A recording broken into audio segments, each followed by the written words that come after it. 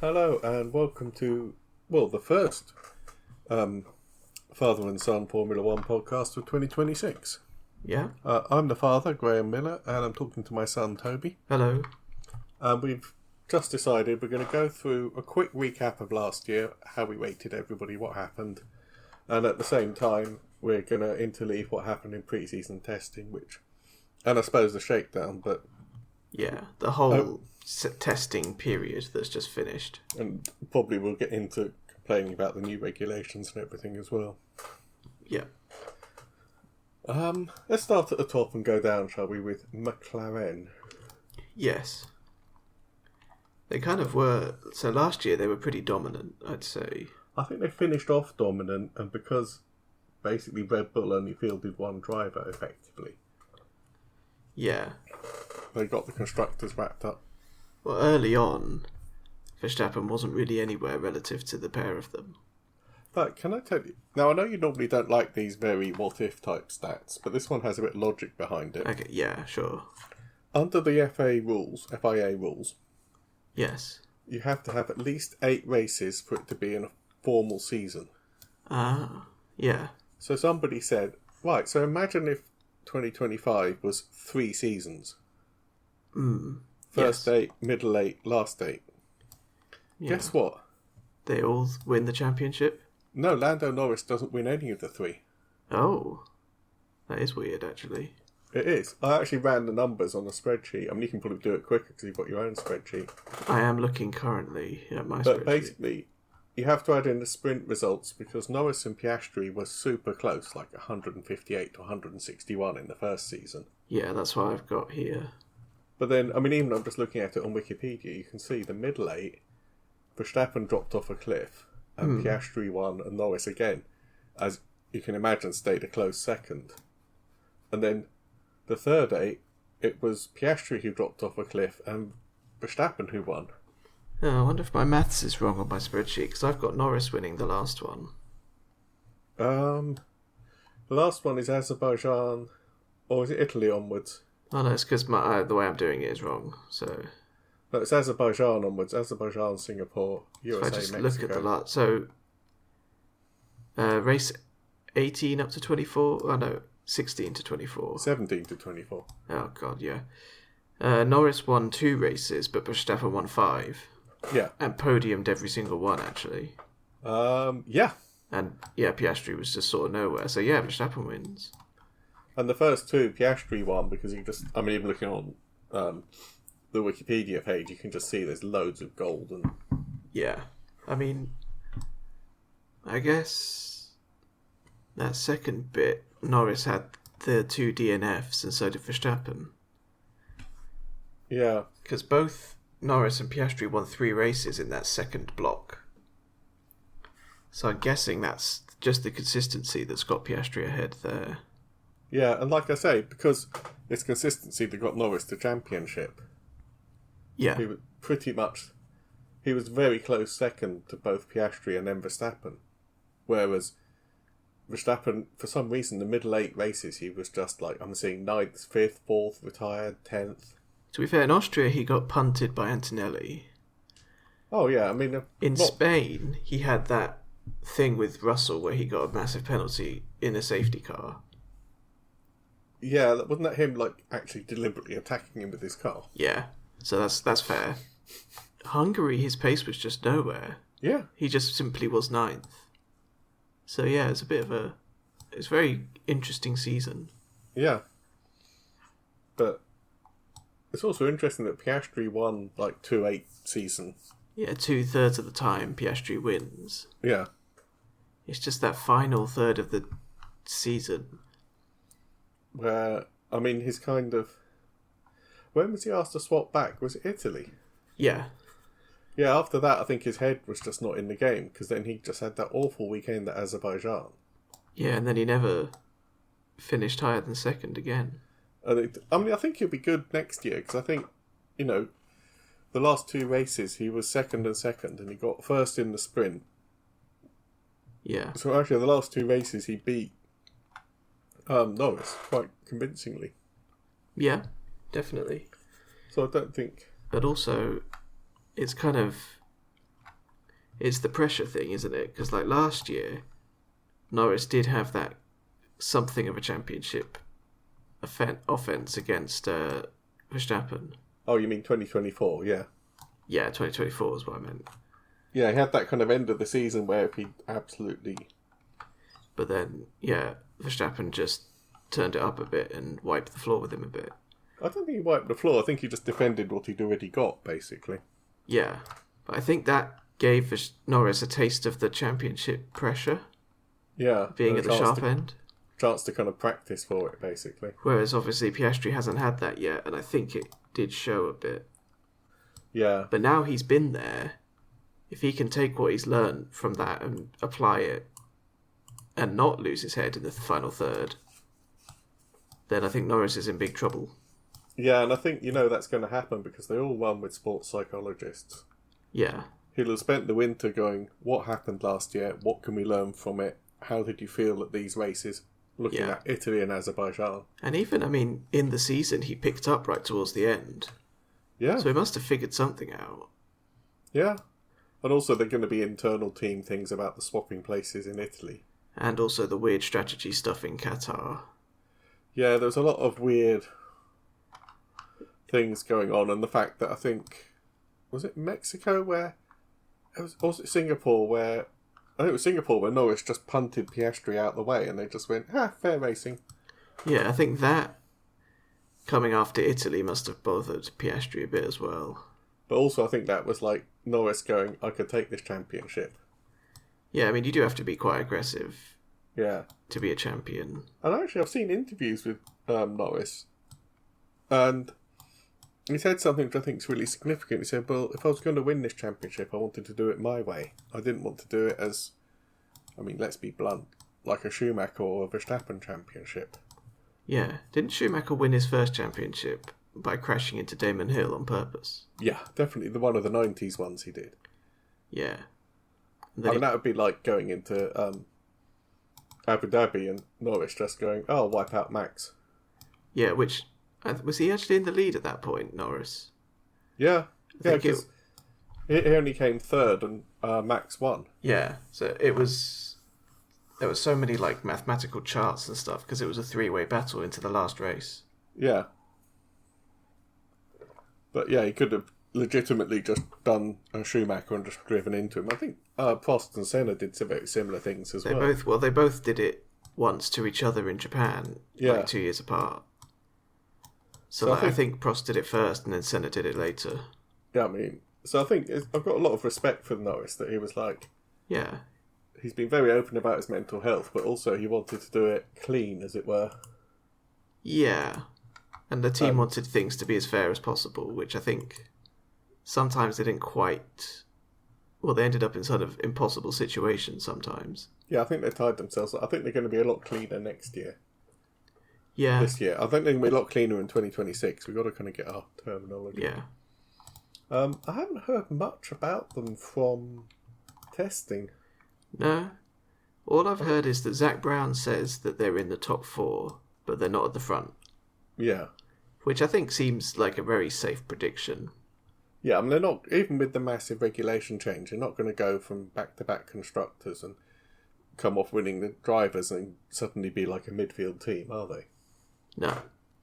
They know what they're doing, and they've got the Mercedes engine, which is highly rated, so... Yeah. So I think, again, probably going to say this a lot, but we can't really know anything at this point. No, I think they did a lot of laps. I think they've got good reliability as well. Well, there was no drama, that's the main thing. Yeah, which is really what you want from testing. Yeah, they were very just sort of like... We're just saying on the F1 page, there's this headline which is like 5 winners and 3 losers. But they're not either. No, I'm actually scrolling through it. There isn't actually a photo of a McLaren on there at all. No. Which, and you're right, in terms of testing, that is exactly what you want. Yeah, Piastri says he's feeling optimistic. Yeah. But you do, you just want to get through your program. You don't want big drama. You don't want engine blow-ups. Yeah, he says they don't think they're leading the pack. So they'll probably be top 4. I think that's fair to say. Yeah, and also they said during the testing that Bahrain is not a very representative circuit. No, it's got that weird turn 10 that was catching a lot of people out. Yeah. It's sort of off camber and tightens up a lot. It's got this humongous straight, and with these particular cars as well, that is a big problem with like energy harvesting. Yeah. They've been talking about having to lift off at the end of a straight. Oh, right, I learned something through testing. Yeah. And this does actually relate, because the one thing you did see is a lot of practice starts from McLarens. Yes. In the previous iteration of the rules, they had a thing called MGUH. Yes. Which was the energy recovery system that took mainly the heat out of the turbo. Yeah.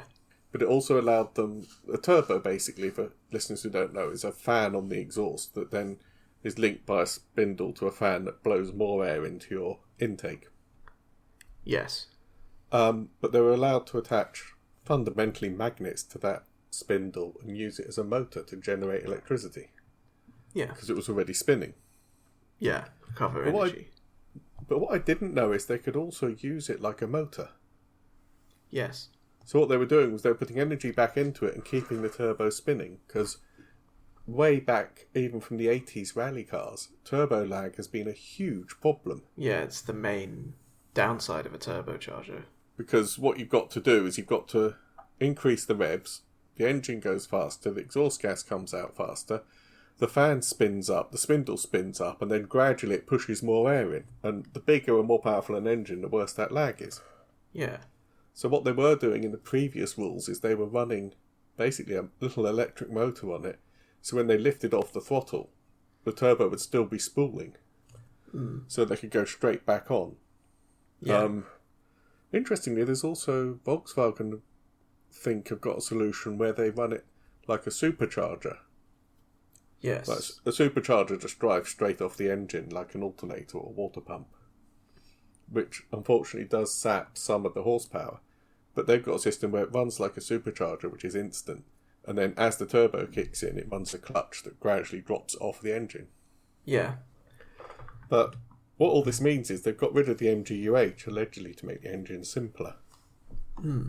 So now the cars are running turbo lag. Oh, dear. And what you're seeing is they've actually had to change the start procedure to have blue lights on first, because everybody, when they start, wants to get the revs up to about 7,000 or 8,000 RPM. So Which is a lot higher than normal. Yeah, I mean, you know, if you put 7,000 or 8,000 RPM on your car, that would be redlining it, basically. Well, my car, I don't even know if it can do 8,000. Yeah. Not got a rev gauge on it anyway, so... But then they have to drop the clutch and then feather the throttle and launch it. Yeah. There have been a lot of practice launches, and I've seen Norris not launching at the same time as everybody else. Yes. And they're also worried with 22 cars on the grid. The guys at the back aren't going to get enough chance to spool up their turbos. Because they won't be sitting there at 8,000 RPM for as long as the guys at the front. Yeah. Yeah. It's really... I do also wonder, because on the subject of practice starts, I've seen one where the Ferrari power unit appears to be really good. I think that the Ferrari either has a slightly smaller turbo that's more efficient. I think I've seen that it's a smaller turbo. Which somewhere. therefore means it spools up faster, so they have to hold it at high revs for not as long. Yes. I think that's the theory. Well, there would also just be less turbo lag, I guess, if it's smaller, because it would take less time to spin up. I've seen practice start with, I think, Hamilton, Russell, Norris and a Haas. Yes. Norris didn't engage in the practice start, and Hamilton went round the other two cars like they were stationary.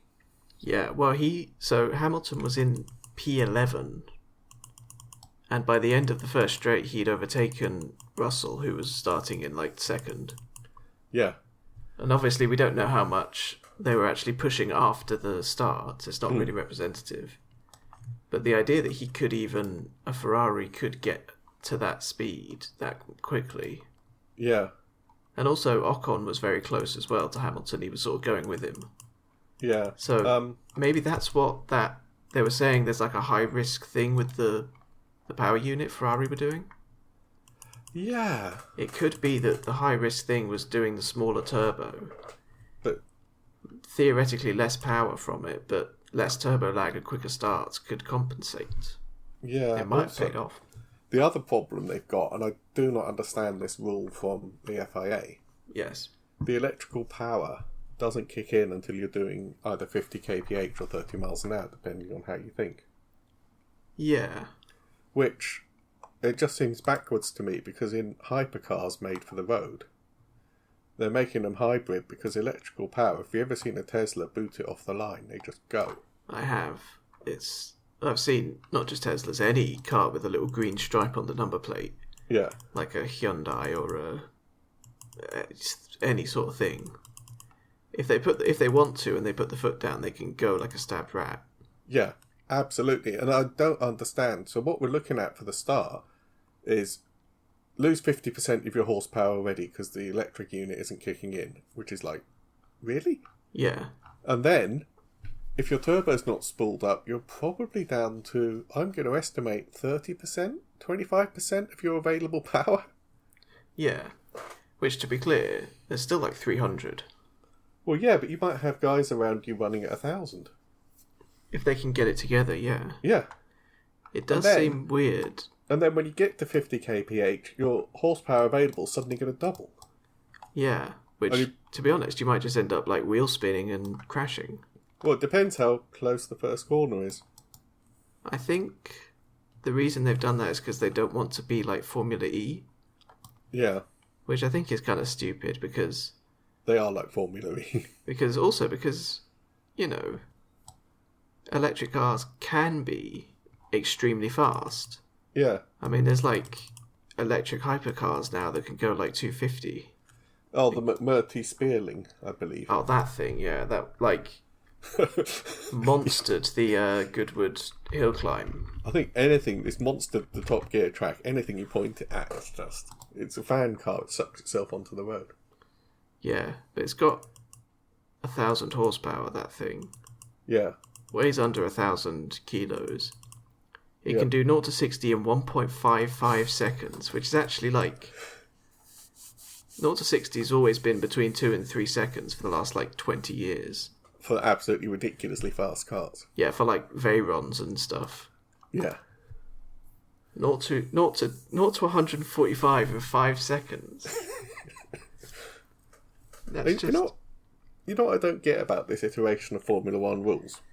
What? I don't understand why there are so many rules. Yeah. Because it's like, you can't kick in electrical power until you're doing 50 kph. You can only use a certain percentage for boost. You can only reclaim harvest a certain amount per lap. You can't have the MGUH anymore. Yeah, why don't they just say, half your power must come from a battery? Go nuts.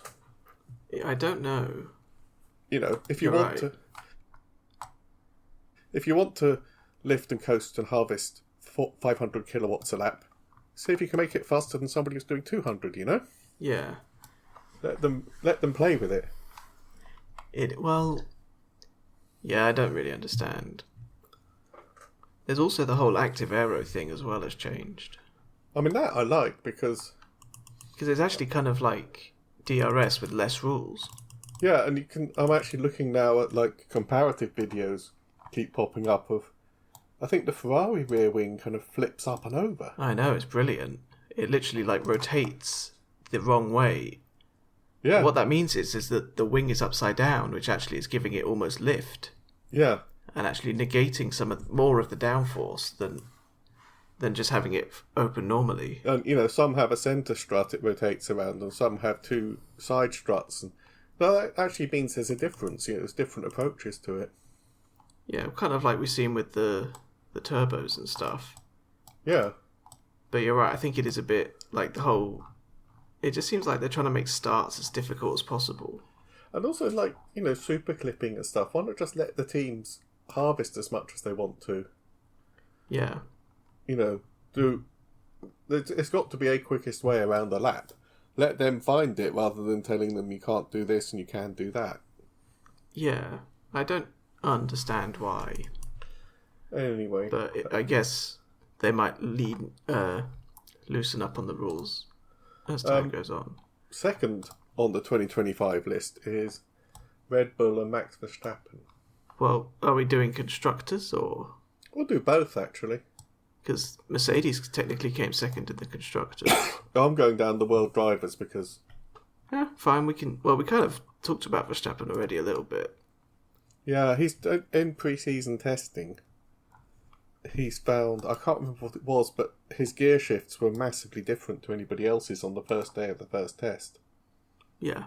I think he's shifting earlier to have more higher revs, to harvest more, so then he can deploy energy later in the lap. Mm. And actually then, everybody else started copying him because he's Max. Yeah. So he's actually finding new ways to drive the car. Yeah. I mean, a lot of this is clickbait, but there's been kind of not a war of words, but I think Max has said this isn't really racing anymore, it's more like Formula E. Yeah. Because he's had to kind of adapt so much of how he drives. Yeah. That kind of seems to be the sentiment that I've seen, is that it's like quite challenging to actually just get used to the new way the cars work. Yeah. Well, I think Hamilton said you almost need a degree just to drive it. Yeah, he did actually. Sonoda's out for this year, isn't he? Yes. Well, I think he's still like a reserve driver or something. He's a reserve driver, and we've got... My brain has just gone blank. Liam Lawson and Alfred Lindblad in the V card. Or the RB nowadays. Is it RB? Yeah, I think they're called Racing Bulls or abbreviated to RB. Yeah. Yeah, I don't know. Competing as Visa Cash App Racing Bulls Formula 1 team. Okay, V-Carb is fine then. Toro Rosso. Yeah, they were Toro Rosso for so long. And then over the last 6 years, they've just rebranded every 5 minutes. It's a bit annoying, honestly. Yeah. So Isaac steps up to the main Red Bull. Yes. I've heard good things from testing. Apparently McLaren were very nervous because they were watching them do full race sims with pit stops and everything. And apparently the Red Bull race pace over lap after lap is very, very good. Yes. That is what I have heard. I mean, whether it's... we're not going to know until actually it happens, but whether it's good enough for Isaac Hadjar to drive. Yeah. Or whether it's just going to be another Max Verstappen +1 type car, we don't know yet. It's hard to say, because I think Liam Lawson had testing, didn't he? Yeah, there is a general opinion that because it's so radically different, people like Hadjar and Lawson, and especially Lindblad, Yes. could be at a much bigger advantage, because people like Hulkenberg, Alonso, Hamilton have been driving these cars for 20 years in some cases. Yeah. And, they might be set in their ways, whereas, the young ones, especially Lindblad coming up. I don't know, because what I would think is that there's 3 groups of drivers. Yeah. There's really old drivers like Hamilton and Alonso, pretty much. And Hulk has Yeah. gone on a bit. Maybe Perez to a degree as well, and Bottas. Yeah. Then there's sort of this mid-range. Yeah, with there's a big... Verstappen, Norris, Russell, Piastri, Leclerc, Sainz, Stroll, Albon, who've all been driving for 5 or 6, 7 years. I'd say probably 6 to 10 years. But they've ever driven have been regular turbo hybrid engines. I think they're going to struggle the most. Whereas I think Hamilton went from naturally aspirated V8s to the first gen of turbo hybrids with Mercedes, and he adapted. Yeah. And same with, Alonso's driven God knows what he was driving in the early noughties. I think he's V10, isn't he? Yeah. He was driving V10s, then V8s, then all the different tires and everything. He's driven like millions of cars, Yeah. and yeah, like you say, like people like Hadjar have the same amount of experience with this car as Verstappen does. Yeah. But Verstappen's might be a bit more set in his ways because he started in the turbo hybrid era. Yeah, it's going to be interesting. I mean, I think the ground effect era that we've just come out of. Yeah. I was actually thinking about this. The first gen of turbo hybrid, Hamilton loved it and absolutely annihilated everybody. I mean, he also joined Mercedes the year before, so I think he steered them in that direction. Yeah, but the overall regulations, I think he hated, what we can tell he did, the ground effect era. Yeah. Even at Mercedes, he was complaining about the bouncing. Interestingly, Max won over half the ground effect races that have ever been run. He also didn't like it, did he? He hated it. And he said, I don't know how many more years my back could have taken that, which is quite... It's not... Yeah, it wasn't great. Oh my... Right, I'm just going to interrupt you a minute. I'm just hovering over to see how long people have been there. And I looked up Esteban Jose Jean-Pierre Ocon Kelfane. Wow. Yeah. That's almost as good as Sainz's name. I mean, the Spanish, yes, have like spectacularly good names because they have... Yeah. I thought Sainz's proper name was much longer than that. No, we're getting distracted. Oh, here it is. Carlos Sainz Vasquez de Castro, Ken Amor, Rincon, Rebollo, Verto Moreno de Aranda, Don Per, Uriela Gorio, Perez de Pulgar. That's not his name, is it? On Wikipedia, there's a little superscript A that says his full name. Oh my god. But I think it just says his name is Carlos Sainz Vasquez de Castro. Wow. Which I think is like his dad's and his mum's name. Yeah. Which is how it's normally done. That's yeah, his so Game of Thrones name. So I think Red Bull are in a really good position. And also, they know how to win. And they've also got Laurent Mekies now. Yeah. Who's actually been there for a bit, and he's sort of bedded in now, so... But on the other hand, Red Bull have lost so many big hitters in the kind of technical department. I mean, not just Adrian Newey, but... Jonathan Wheatley was a big one. Yeah, James Vowles, or was he Mercedes? He was Mercedes, because he was, I think, strategy. He'd be, Valtteri, it's James. Yeah. But now he's... Move over, because Lewis is coming through. Yeah, that was the meme. But now he's over at Williams. But yeah, there has been quite a hemorrhaging. But there again, the engine, like I say, seems really strong, especially over race distance. They're Ford engined now. Red Bull, or is it like... is that not yet? What's happened is... let's hop around a bit. Aston Martin massively struggled in testing. Yeah. On the name, on the engine, it says it's a Honda engine. Yes. But what happened a few years ago was Honda withdrew from Formula One. And Red Bull were left without an engine supplier. Yes, because it was Red Bull Honda. Christian hates Toto and vice versa, so they weren't going to go Mercedes engined. God, never, no. Ferrari, I don't think, had that good engines. Not then. I think this was after they got the whole, they had the fuel flow thing, and they never really kind of... Yeah. Their engines weren't anything special. They burnt their bridges with Renault. And also Renault then pulled out of their own team later, so they were not really in it for the long run. So what I understand they did was they formed Red Bull powertrains, and they were saying in testing, oh my god, it's amazing how they've just formed Red Bull powertrains, and within years they're really successful. Yeah.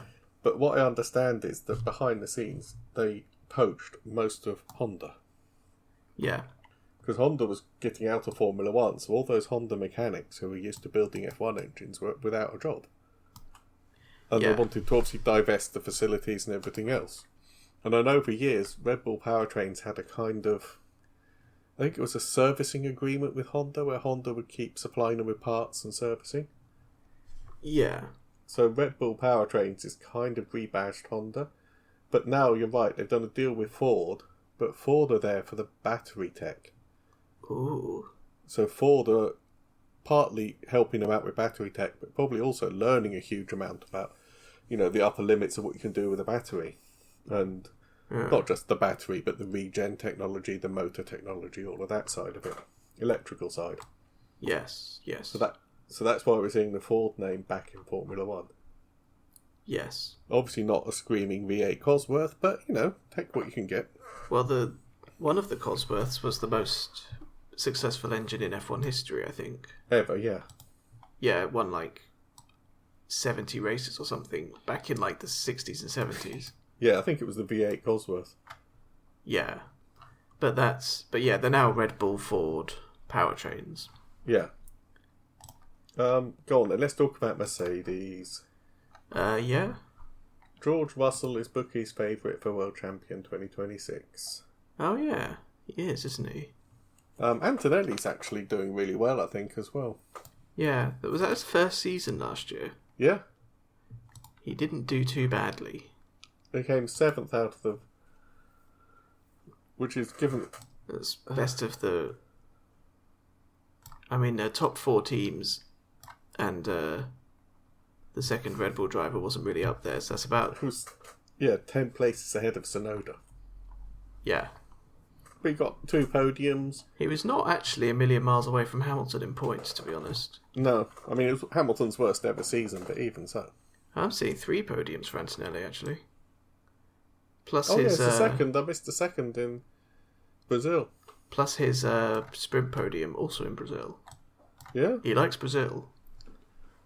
Have you heard they've resolved the compression ratio Mercedes engine thing? Which is? Right. I actually found out how they did it. Yes. Compression ratio is, in simple terms, a petrol engine sucks in fuel and air, squashes it, and then makes it go bang. Yeah. And the ratio of how much it is when it's sucked in to how much it's squashed is the compression ratio. Yes. So Hillman imps that I know a lot about have 10-1, which is regarded as very high. So for the sake of argument, it sucks in 100 mil and then squishes it down to 10 mil. Yes. Now this current generation of engines are meant to be 16-1, which is ridiculously high. Yeah. So that means they'd pull in 160 mil and squash that down to 10. Yes. 10? 10. 16-1. Yeah. But that, in the rules, it said it's only meant to be cold. It's measured cold. So they take the engine apart cold, piston all the way down, measure it, piston all the way up, measure it, get your calculator out, do the maths. Yeah. Now, I've actually found out that all the teams, 3D printers can now print in metal. Yes. So the teams 3D print their pistons for their cars. Yeah. Only Mercedes worked out that you can print chambers inside the piston out of weird novel metals, not just aluminium or tungsten or titanium or whatever. Yeah. But they can actually print chambers inside the metal of weird metals inside the piston, so that when it gets hot, the piston expands up and down and not outwards. So if it expanded too far outwards, it would lock against the side and you get a locked engine. Yeah. So allegedly, when hot, the Mercedes engine is running at 18-1. Now all the teams found out about this, I think, through a whistleblower. Yeah. I think what happened is one of the engineers left Mercedes and started working for Red Bull Racing. Which is unusual because they're normally on gardening leave for exactly this reason. Yeah. And I think Red Bull Racing have tried, and nobody's quite sure how successful they've been to replicate it. Yeah. My guess is not very successful, which is why they had a whistleblower. Yeah. That's always what they do if they can't copy it, is try and get it banned. And apparently all the other engine manufacturers wanted it banned. And I was sitting there watching this play out, and I was like, it's 6 weeks till the first race in Australia. Yeah. If you tell Mercedes to redesign their engine, you're going to wipe out Mercedes, McLaren... Williams and Alpine. Yeah, Williams and Alpine. There's going to be 8 And drivers. Aston Martin. No, Aston Martin are going to Honda this year. Oh, yeah, yeah. But that's going to be 4 teams and 8 drivers who are just... Yeah. I mean, you can't just upload a new file and print new pistons. No. Not in 6 weeks. So what they've decided is... Yeah. They're going to measure it cold and at 130 centigrade. Yes. And both of those numbers have to be within spec. But that cuts in from the 1st of August 2026. Oh. Which I think is actually reasonable. I think the whole point of Formula One is to find people who are pushing the limits. Yeah. Looking at the rulebook and going, oh, what's a loophole? That is literally like the point of F1 is to try and annoy the other teams into trying to get your stuff banned. Yeah. I mean, it's like countless examples of stuff like that happening over the years. Oh, yeah. Like the fan cars and the six-wheel cars. And the DAS thing on the Mercedes a couple yeah, of years all ago. sorts. I mean, that's... Even the split turbo on the Mercedes. Yeah, I mean, there's nothing in the rules that Mercedes did wrong. No? Absolutely nothing, but nobody else thought of it, so they're all annoyed. Well, even this flipping rear wing from Ferrari kind of falls into that a bit. Because it's in the rules. Nobody else thought of it. Yeah. So, yeah, that's Mercedes, and that's the compression ratio. Interesting that Russell is the bookkeeper's favourites for the entire championship. That seems a bit presumptuous almost. Like, surely they can't know enough now to say that he's going to win the championship. No, but if they're a bookmaker and people want to place a bet, your job as a bookmaker is to work out the odds, isn't it? And you've got to pick. You can't just give everybody the same odds. No. I mean, you wouldn't put like Aston Martin at the top this year. No. I think that all that really means is that they've looked at it and nothing. Again, Mercedes were quite undramatic in testing. That engine seemed to do the job. Yeah. They probably looked at it over long runs and race sims and realised it's probably going to be a very good car. And Russell has been coming into his own as a driver over the last season, definitely, without being in Lewis's shadow. There are some people who say he actually outdid Lewis after 2021. Yeah. Which is partly true and partly... They were quite even.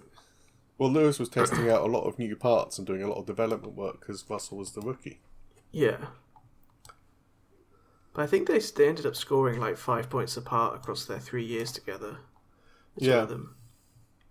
They were super close, actually. Well, apparently Mercedes haven't done a race sim and they haven't done a final power hour of like everything turned up and everything minimum fuel. Yeah. So... Well, they're sandbagging. Mercedes have always been known to sandbag. I don't think it's sandbagging so much because I always think about this and I think... What's the point? Yeah, because if you're in a race team, you're not going to look and go, oh, we're 1 second ahead of everybody else, we're not going to develop. No. You're going to think, how can we make this car the fastest we possibly can? Yeah. But the talk in the paddock is that Mercedes are very good. Which is not a surprise, given how they've done last time the regs changed on the engines in a big way. Yeah, it was only ground effect that really did them. Yeah, because of the whole no side pod thing. Yeah, in 2025, Russell was a very lonely fourth, actually. It was 100 points in round numbers off the leaders. And 80 points ahead of Charles Leclerc. Yeah. So he must have had fourth nailed in really early on in this, relatively. I think I remember that he did. It was something like 6 races from the end or something. Yeah. Those. Yeah. And then we come to Ferrari. Yes. Who are not ever, quiet when we can't say that there was not much to say about them. 2025 was a horrible year for them, I think. Yeah. And we said in some of the race results they were caught between this run it low enough to work and risk getting DQ'd, or run it high enough to be safe. And have no pace. Yeah. They got DQ'd in China. Yeah. And then they did that run it safe enough not to get DQ'd in Hungary. And then Leclerc went from pole to fourth on pure pace. Yeah. Apparently, what happened last year was, in general, over the season, Leclerc tended to set the car up to be really good on a Saturday, and he did qualify really quite high a lot of the time. Yes. And Lewis tended to set the car up so that it would survive a whole race. Yeah. And he did have decent race pace, did Lewis? Because he'd end up qualifying like 15th. Yeah. But then he'd be in the top 10 after like 4 laps or something. Yeah. But the fact that you had to make a choice on like Friday testing or Saturday morning and go, do I want to qualify well or race well? And that's why quite often it was Charles Leclerc on the wrong end of the lift and coast. Yeah. Which we might see more of this year, because that's the one way to recharge your battery. Yeah, but they'll be used to it now, won't they? Yes. They'll know how to do it better than anyone else. Oh, have you heard about the exhaust flap? No. On the back of the Ferrari, late on in testing, some of the cars came out with a tiny little, like literally 6 inches wide, flap in front of the exhaust. Yeah. It's a tiny little area that you're not allowed to put much aero in, and they're right inside, right up to the edge of the limits. Mm. And they think it diverts some of the exhaust gases up to go back to having a slightly blown diffuser. Oh. I see. And we have seen it on some cars and not on others. So they're obviously it's testing, isn't it? Yeah. It is a very odd thing. I'll see if I can find a photo of it to send over to you. But yeah, it's kind of... There's a small area behind the exhaust, I think, where they are allowed to put aero bits, but it's... Yes. It's really, really restricted in how big it can be. Yeah. Are you looking for it as well? Yes. Oh, Are they trying to avoid getting back to the off-throttle rear diffusers? Yeah. Oh, there you go. There's actually a Formula1.com article for you. I'll ping that over just to distract you while you're doing a podcast. Sure. Yeah, I don't think it's... Well, it might end up being off-throttle blown diffusers because they're going to have to keep revving, partly to keep it spooled up, keep the turbo spooled, and partly to feed the battery as well. Uh-huh. So if they can keep the engine revs up, then they can keep putting charge back into the battery. Yes. And keep rear downforce. Yeah. Yeah, you can see it's a tiny little like rectangle that blocks off half the exhaust. Yeah. And they think it diverts the air into places where it will have an aero effect. But it's not actually on the diffuser, it's just sort of in its way. Yeah. Well, again, it's good that they're not just settling down and trying to they're trying to find an advantage wherever they can. Yeah. And, I mean, I've seen Leclerc at the top of a lot of timing sheets over the last 2 weeks of testing. Yeah, I think, honestly, they've both been quite optimistic about it. And you know what else is really interesting about the Ferrari? Yeah. A lot of people, especially the ones we talked about, Mercedes, Red Bull and Aston Martin, are quite radical designs. Yes. Like the side pods are quite weird and the aero package is quite weird. What Ferrari have done is they've done a vanilla car. Yeah. It hasn't really subscribed to any particular theory of how the regs are going to work best. Mm. So what that gives them is a lot, and I don't know if this is going to work or not, but it gives them a lot of chance to develop. Yeah, a lot of directions they can go in. Yeah. You know, if we get, say, 5-6 races in, and we find out the minimal side pod cars are overheating or just aren't fast enough, Then they can move away from that. Yeah, Ferrari will say, right, we're not reducing our side pod size. Whereas people like, I think, Red Bull, who have got really small side pods, Yeah. are going to be massively disadvantaged. Yeah, Leclerc was actually the fastest driver across all testing. Yeah. And Hamilton was the 7th fastest. Yeah, But if you look at the top 7, it's basically like last year. It's like Leclerc, Antonelli, Piastri, Norris, Verstappen, Russell, Hamilton. So no real surprises there. Where did Hadjar come? 15th. So it might not, but it might still be a +1 car from Red Bull. Maybe. But maybe with Laurent Mekies, it'll be a bit less sort of like pressure on him, and they might keep him around for a couple of years to actually develop and catch up. Thing is, nobody's ever going to catch up to Max Verstappen because it's Max Verstappen. Well, yeah, there is that kind of... It's a bit like saying, why aren't you as good a snooker player as Ronnie O'Sullivan? What's wrong with you? Yeah. It's a bit... I know what you mean. But on the other hand, you should, if you've got... if you've got a driver as good as Max Verstappen, you can still make a car. You should, even if he wins a world championship, that car should still be, the second driver should still be top 8. Yeah, and getting in the way of other drivers to help with the strategy and stuff. That's what we've always said. Like a rear gunner. I mean, being 2025 having Max 2nd and Yuki 17th and Liam Lawson, I've lost him now, 14th. Yeah.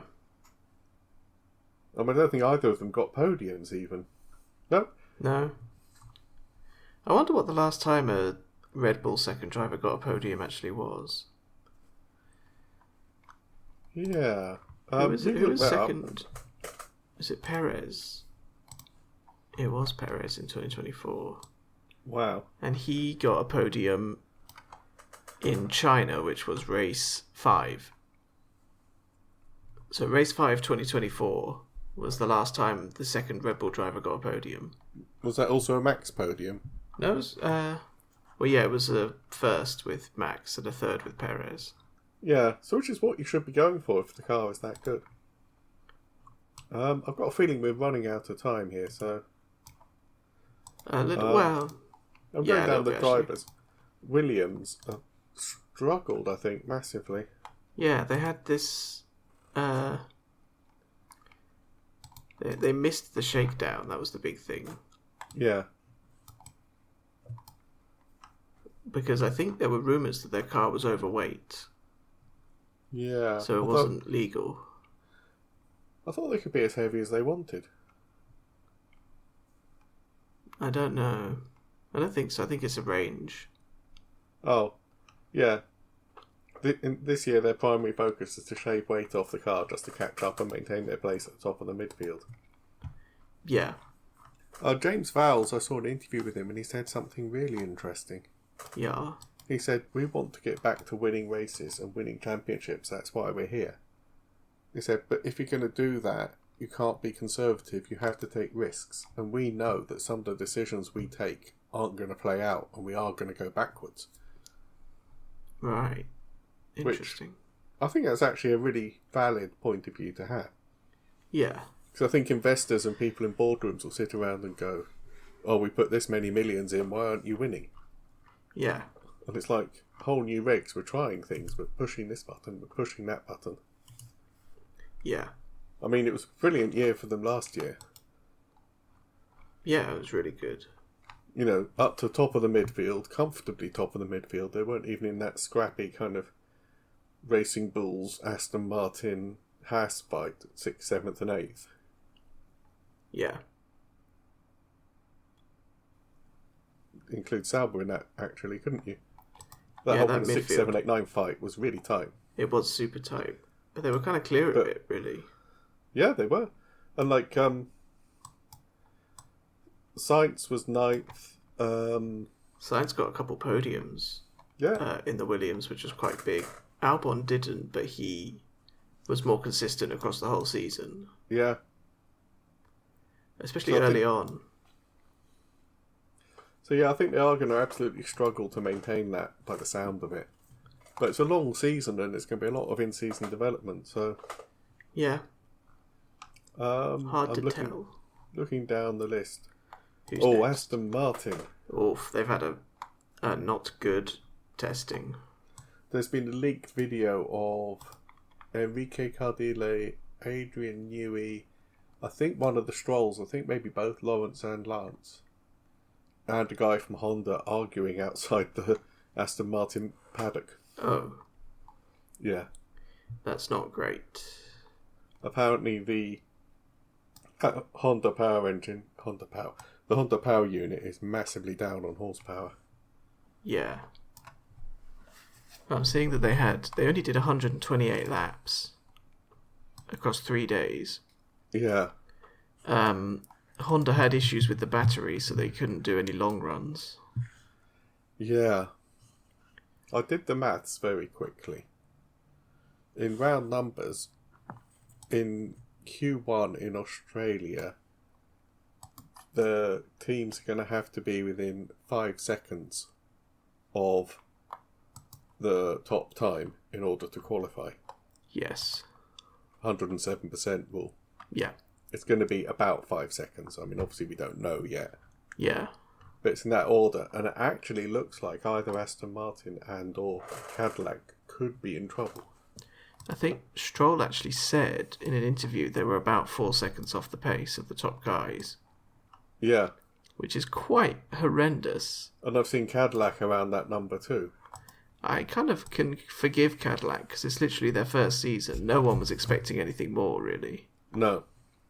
But for Aston Martin, they've had so much money. So many top-profile people. One of the best drivers in the entire world in their car. How can they be this kind of far behind at this point? Yeah.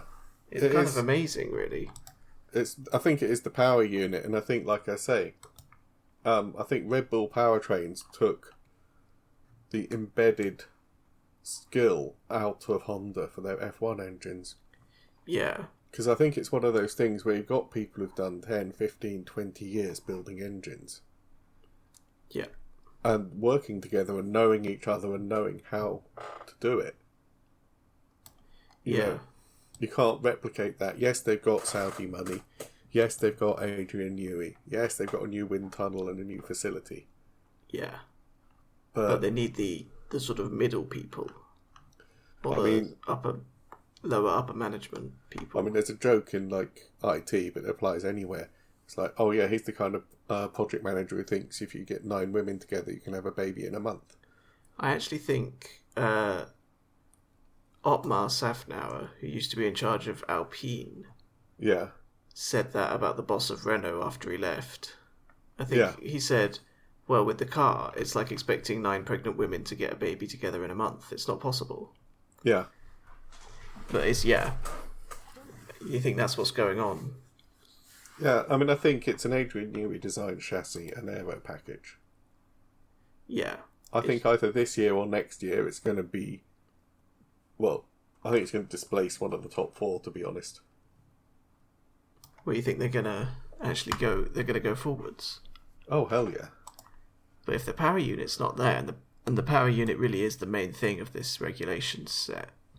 Yeah, but if they can fix the power unit... Well, that's the big if, isn't it? Well, I mean, the aero package is there, so they just have to keep getting more and more and more power out of the power unit. Yeah? Pardon me. I'm surprised we haven't seen much about the Adrian Newey aero, actually. It's very radical. I have seen stuff about it. I think the side pods are almost not there at all. I think it's that one. Wow. No, I think people have looked at it and have gone, yeah, it's very radical, it's very different, he's done lots of interesting things with it. Yeah. I'm not sure if they've actually put a picture of it up or not.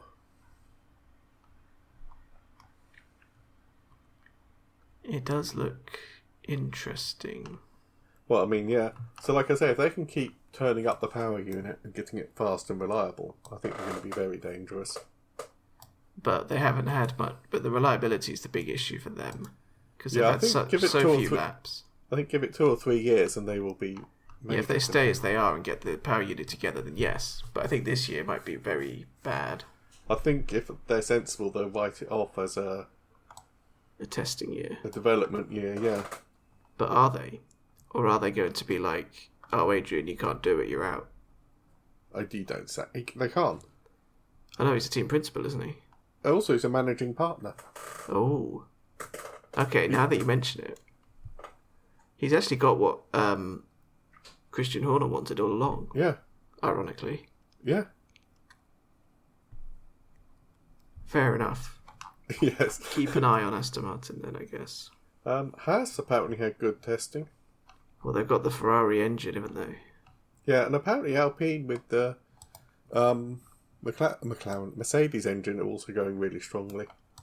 So I think again we're going to see that midfield battle: Haas, Alpine, Racing Bulls, probably Williams. Those four are probably going to be fighting over the midfield. Oh yeah, the F1 site says that Alpine have jumped to the top of the midfield. Apparently. Yeah. Wow. They've done. Yeah, they've got that Mercedes engine's probably going to help a lot. Yeah. But also Gasly has been there for a while, and he's quite a good driver. Yeah. So it should be. Yeah, I hope they do a bit better than last year. 2025. Yeah. The end of Sauber. Yeah, the last Sauber car. They're now officially Audi. I think they might be going to look it up because it's all very complicated. Yeah. Also, while you're looking it up, it's the last Renault engine as well, and Renault have been around since Schumi was winning in the early 90s. Oh, the Renault have been around since the 70s. Yeah. Prost was winning in Renaults. Yeah, so this is like the last 2025 is the last Renault engine because they've actually shut down their Formula One plant. Which actually, from what we were saying about what's been going on and how long it takes, to get an engine plant working properly, it's kind of criminal in a way to shut it down and save money, isn't it? Yeah. Especially as they're not just a car brand, they're actually, they make road cars as well. You think they'd want their own engine. Yeah, it's a bit weird, isn't it? Yeah. Also, Audi are making their own power units. Oh, yeah. Are they? Not yet, but aren't they coming in with their own power units? Is that Cadillac? I think Audi just says engine Audi AFR 26 hybrid for 2026. Oh, wow. Yeah. So really, Audi and Cadillac are going to be the ones to watch to see how they... I think Cadillac... are running Ferrari engines? Yeah, it feels right, kind of, doesn't it, that they're running But Ferrari. I think they're moving towards a Cadillac engine in the next couple of years. CA01 chassis. Oh, wow. Cadillac that is quite mega, isn't it? Yeah. I'm just going to throw some other random things at you. Sorry, one sec. Yep. GM and TWG. So Yep. GM being General Motors. Yep. And TWG is a motorsport company. Not TWR, Tom Walkinshaw Racing. No. Oh. TWG. I don't know what it stands for actually, but yeah, they have GM Power Performance Units LLC, which are planning to produce power units from 2029. I knew they were working towards it, definitely. Yeah, but also General Motors power units. Yeah. It's quite exciting actually in a way, isn't it? Oh yeah. Like all the new, 2 new teams, 11 teams again in Formula One. Random things that I've heard, which are kind of clickbaity, but I believe. Apparently, Charles Leclerc's agent has been drinking a lot around, not drinking, but has been chatting to a lot of teams. Because how old is old Charles Leclerc now? Gonna guess 27. I was going to say he's getting on for late 20s, isn't he? 28. Close enough. But I think this is it. This season is it. Yeah. I mean, he's been a Ferrari Academy driver forever. Yeah, I think He's probably at pretty least much 10 years, I'd say. We've said about his absolute quality. He is like one of the best drivers out there. Oh, yeah. Um, It's almost kind of weird that he hasn't won more races than he has. Well, yeah. You feel like 2018. So he's been racing for 8 years. Yeah. And I mean, the rumours are that his agent is shopping around on the understanding that this Ferrari had better be good. Yeah.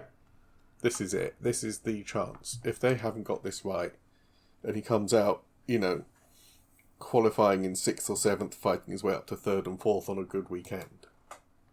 Yeah. I think he's going to walk. I think he's at least got to be within touching distance of the championship, right? Yeah, if he goes into the last 5 races mathematically able to win. Yeah, and there's a chance, and he has an opportunity to actually make a run at it. Yeah. Kind of like Norris in 24. Yeah, if he comes away from it like Norris in 24, where it's we've got the car there, then he'll stay, probably. Because I think also he is kind of in love with Ferrari as as a team. Oh, I think he is, and he owes them a great debt, but... He's always said the dream was always Ferrari for him. But if he finishes next year and he's 29, and he's got 9 or 10 wins... He'll only have 10 years left, really, at the absolute max. Yeah, and like we keep saying, people like Max and Lewis, 28, probably 26 to 30 is probably absolutely peak. Oh, yeah. I mean, Max is pretty much right in there right now. Yeah. You've got the experience, you've got the youth. Yeah, you've got experience and youth in equal kind of measure. So I think, if he comes out of this season where he is now... He's got to, yeah. But he's either got to give up on his dreams of being a world champion.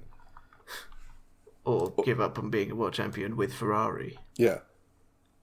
He is contracted till the end of this year, 2026. So he's not got a contract for beyond this year, which is quite telling. Yeah. And also there's Behrman waiting in the wings, and Lewis isn't going to stay forever. I think they do want Behrman in the Ferrari eventually. Oh, I don't know who else. Maybe Bortoletto if he's up for it. Yeah. But there again, if Ferrari haven't got it right this time, I know it's the attraction of racing in red, but who's really going to want to go for it? I think even if they haven't got it right, compared to Haas and Audi, surely, also it's Ferrari. You might as well do a year or two just for fun, right? Yeah, and for the promotion and everything. Yeah. But, I think it might be similar for Lewis as well. I think he might just consider, is it worth sticking around? Because he'll be at 44 at some point. I think he's 40 now or 41. He is 41. So again, after this year, he'll be 42. Yeah. He's got to think it's never going to happen if it doesn't happen this year. Yeah. Although, didn't Nigel Mansell won a championship in his 40s with Ferrari? Yeah. So it's not impossible. Also, we get to see Bottas and Perez back on the grid, which I think, in terms of fans, it's just going to be epic. I think people love them. They're really personable, nice drivers. Yeah, and also they're experienced. Yeah. It's actually kind of a perfect pairing for Cadillac. Yeah, I mean, there's all the jokes, they're two wingmen and they're both going to try and get out of each other's way. But I think actually they might just be collaborative and cooperative. But I think they both know how crappy it is to be on the wrong side of it and have Valtteri, it's James. Yeah, Sergio, it's whoever. I will never move out the way for a teammate. We've discussed this. Yeah. Checo, it's Christian. Yeah, they both know. So I think, they've had that bad experience, and I think they will be oh yeah, thank God for that. We can actually... But also, they're in at the ground level. They can develop the car. Yeah. I also think Lewis has actually said that Valtteri was his favourite teammate. Yeah, I think that's part of the downhill slide from 21 onwards. Yeah. And I also think Perez and Verstappen got on decently well. Yeah, he certainly was the longest teammate Max ever had. Yeah. But yeah, I think Lewis wanted to keep Bottas.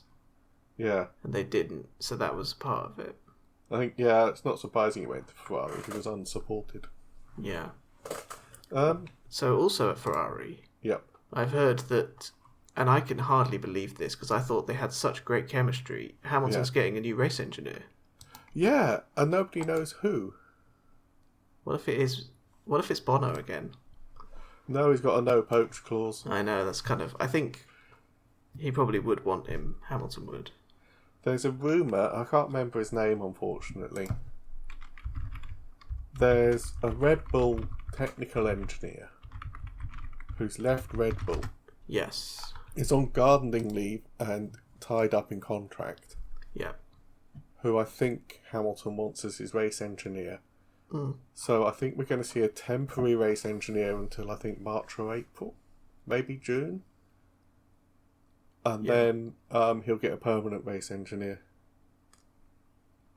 Yeah, so he has Carlo Santi, who used to be Raikkonen's engineer while he was there. Yeah, he's now currently the race engineer for Hamilton, but he said it might be temporary. Yeah, I think that's what's rumoured, allegedly, maybe. I can't remember. There's like loads of ex-F1 drivers who are now pundits and give their opinions on everything. Oh, yeah, because what else can they do, really? Yeah. This person said, oh, God, in fact, you've got a better memory than me. Hamilton came on the radio to ask something and they said, yeah, we'll get back to you. Well, that happens every race, pretty much. And this person said, yeah, you're a race engineer, not a call centre. You should just know and make the decision and move on. Oh, but the meme with Ferrari has always been, we are checking. Yeah. With, which is like, which car is this in front of me? Oh, we're checking. Yeah. It's like... So hopefully that will... Also, it's kind of... Not to be kind of mean to Adami, but it's kind of good to see that Hamilton is actually affecting change within the organisation and making things better for himself. Yeah, I think he is starting to really shape it. I think if he hadn't been able to exert his will and make change, then it really would have all been over. But the fact he can,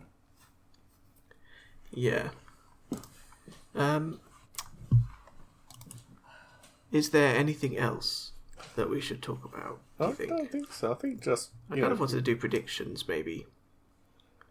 I've heard the top four will be the top four. Yes. Very quickly, who do you think will be the world champion? I'm actually tempted to say Max Verstappen. That's a pretty safe answer, historically speaking.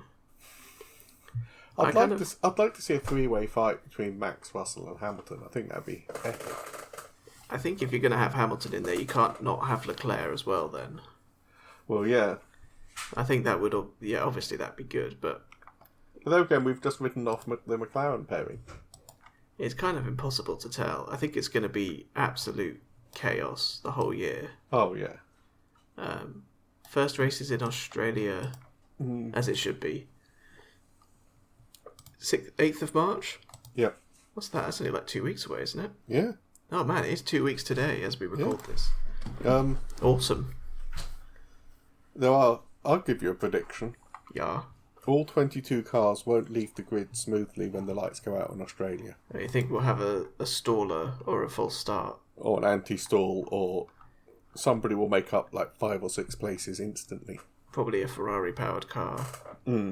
Yeah, I think that's pretty safe. I think the top 4, I think, are fairly safe. I think we'll have some first-time podium sitters this year. Yeah.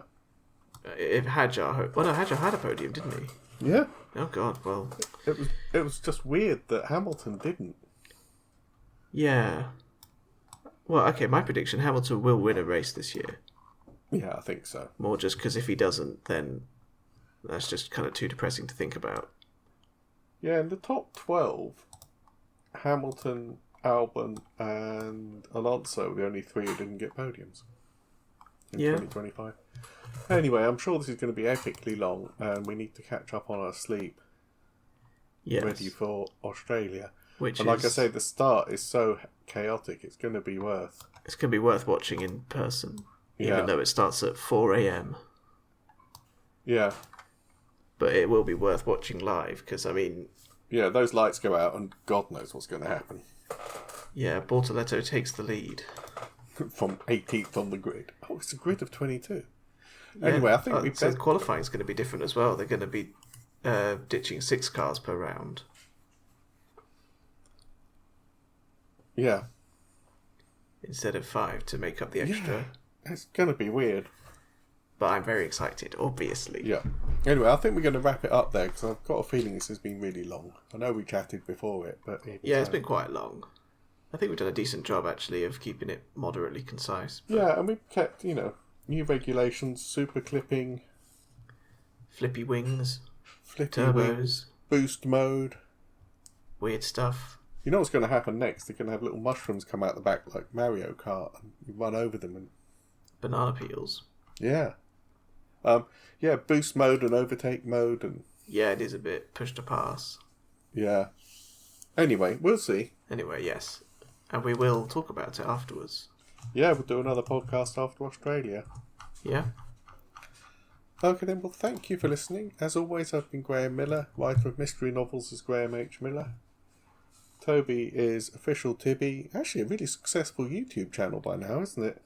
Well, really, it's relative, I think. But I did hit 2,000 subscribers, which is not quite Mr. Beast yet, but... But again, nobody is. No. And also, not sure I'd really want to be, but that's besides the point. Well, no. Thank you for listening. We'll be back sometime in the second week of March, talking about Australia when we caught up on sleep and had coffee. Yeah. Cool. Okay, bye. Okay, bye.